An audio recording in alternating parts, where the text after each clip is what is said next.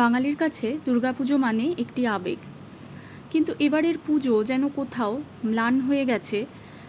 কারণ আমরা সবাই চেয়েছিলাম পুজোর আগেই যেন তিলোত্তমা বিচারটা পাক, কিন্তু সেটা হয়ে ওঠেনি, হয়তো সময় লাগবে।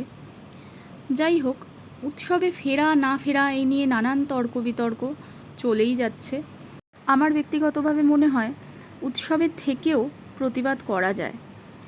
আজকে আমি এসেছিলাম বিদ্যাসাগর সেন্ট্রাল ক্লাবে একটি প্যান্ডেলটি নির্মাণ করেছেন সনাতন দিন্দা, এবং উনি প্রতিমা শিল্পী এখানে, এবং উনি এখানে তার প্রতিবাদী স্বরূপটা দেখিয়েছেন মূর্তির ভাস্কর্যের মধ্যে দিয়ে। মায়ের মূর্তিটা দেখলে বুঝতে পারবে। আমি যতটা সম্ভব ভিডিও করা যায় করেছি। ফাঁকাই ছিল আজকে, ভিড় কম ছিল, তো সময়ের সদ্ব্যবহার করে আমি ভিডিওটা বানিয়েছি। ভেতরটা দেখো, এখানে যুদ্ধ নয় শান্তি চাই, এই থিমটার ওপর বেস করে পুজোটা হয়েছে।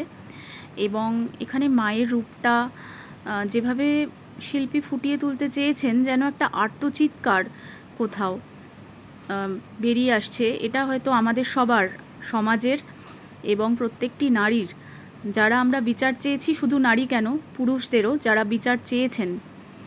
তো আমার ক্যামেরার রিফ্লেকশনে মূর্তিটা ভালো বোঝা যাচ্ছে না, তাই স্টিল ফটোগ্রাফ দিয়েছি, দেখলে হয়তো তোমরা বুঝতে পারবে। অবশ্যই পারলে এই প্যান্ডেলটি ঘুরে যেও, খুবই ভালো লাগবে। সবাইকে শুভ শারদিয়া জানাই। সবাই ভালো থেকো, অবশ্যই প্রতিবাদে থেকো এবং উৎসবেও থেকো। ধন্যবাদ।